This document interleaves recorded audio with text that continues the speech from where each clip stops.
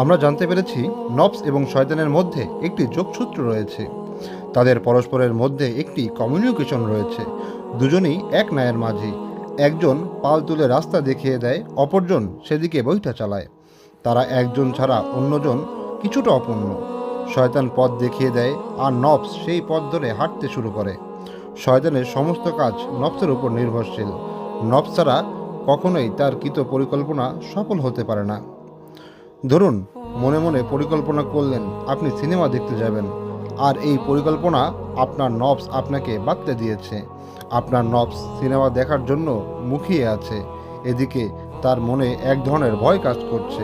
ইস, cinema দেখতে যাব, কেউ যদি দেখে ফেলে, আমার মা বাবা যদি জেনে ফেলে, আর তাছাড়া টাকাই বা পাবো কোথায়? এমত অবস্থায় আপনার নফস হতবুদ্ধ হয়ে যায়। মনে মনে ভাবতে থাকে টাকা কোথায় পাবো।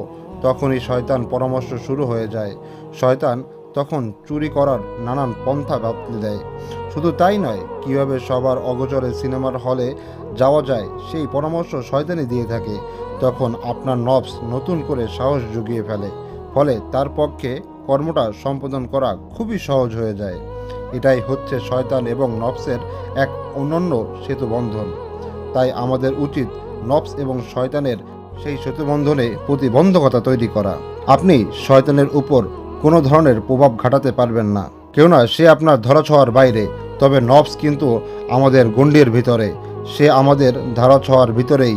তাই শয়তানের কুপরামর্শ থেকে বাঁচতে হলে অবশ্যই আপনার আমার প্রভাব নফসের উপর খাটাতে হবে। এর জন্য উত্তম পদ্ধতি হচ্ছে তাদের উভয়ের চিন্তা, চেতনা, কর্মপদ্ধতি ইত্যাদির মধ্যে ভিন্নতা তৈরি করা। এতে করে উভয়ের সেতুবন্ধন এমনি এমনি ছিন্ন হয়ে যাবে। আমরা সাধারণত যখন বন্ধু নির্বাচন করি তখন ঠিক আমাদের মতন একজনকেই বেছে নিই। যেমন কোনো বন্ধু নির্বাচন করার পূর্বে আমরা দেখিনি তার চিন্তা চেতনা, তার স্বভাব, তার চলচালন, তার বিষয় আমার মতনই কিনা। যখন অপরজনের চিন্তা চেতনা, চালচলন, স্বভাবজাত ইত্যাদি আমাদের সাথে সামঞ্জস্যপূর্ণ হয়ে যায়, তখন আমাদের মাঝে একটি বন্ধুসুলভ সম্পর্ক হয়ে ওঠে। আমরা জানি বিপরীত চিন্তাধারা, বিপরীত স্বভাবের দুইজন ব্যক্তি কখনোই বন্ধু হতে পারে না। ঠিক তদ্রূপ নফস আর শয়তান যদি বিপরীতমুখী হয় তবে তাদের মাঝেও কখনো বন্ধুত্ব গড়ে উঠতে পারে না। এজন্যই আপনার নফস যখন শয়তানের কর্মপদ্ধতি, শয়তানের চিন্তা চেতনা ইত্যাদি সর্ববিষয়ে বিপরীত হয়ে যাবে, তখন শয়তান এবং নফসের মধ্যে কোনো ধরনের সেতুবন্ধন থাকবে না। আর তাদের উভয়ের মধ্যে যদি একটি যোগসূত্র না থাকে, তখন ধীরে ধীরে নফস আপনার আমার নিয়ন্ত্রণে চলে আসবে। নফসের গোলামি থেকে মুক্ত থাকা যাবে। এজন্য যেটা করতে হবে, শয়তান যা চায় এর বিপরীত কাজটি আপনাকে আমাকে করতে হবে। যেমন শয়তান চায় আপনি ফজরের সময় নামাজ না পড়ে ঘুমিয়ে থাকেন, সাথে সাথে নফসও আরামের জন্য এরকমটাই চায়। এখন আপনার কাজ হচ্ছে নফসের বিরুদ্ধে লড়াই করে শয়তানের চাহিদার বিপরীত করা। শয়তান চায় আপনি গুনাহর মধ্যে লিপ্ত হন। ঠিক তখনই যদি আপনি গুনাহ থেকে বিরত থাকতে পারেন, দেখবেন আপনার নফস ধীরে ধীরে উন্নত হচ্ছে, ধীরে ধীরে সে ইসলাহ হচ্ছে। তাই সৎ কাজের জন্য নফসের উপর সবসময় জোর জবরদস্তি করতে হবে। পক্ষান্তরে গুনাহের কাজ থেকে বিরত থাকার জন্য নফসের বিরুদ্ধে জোর জবরদস্তি চালাতে হবে।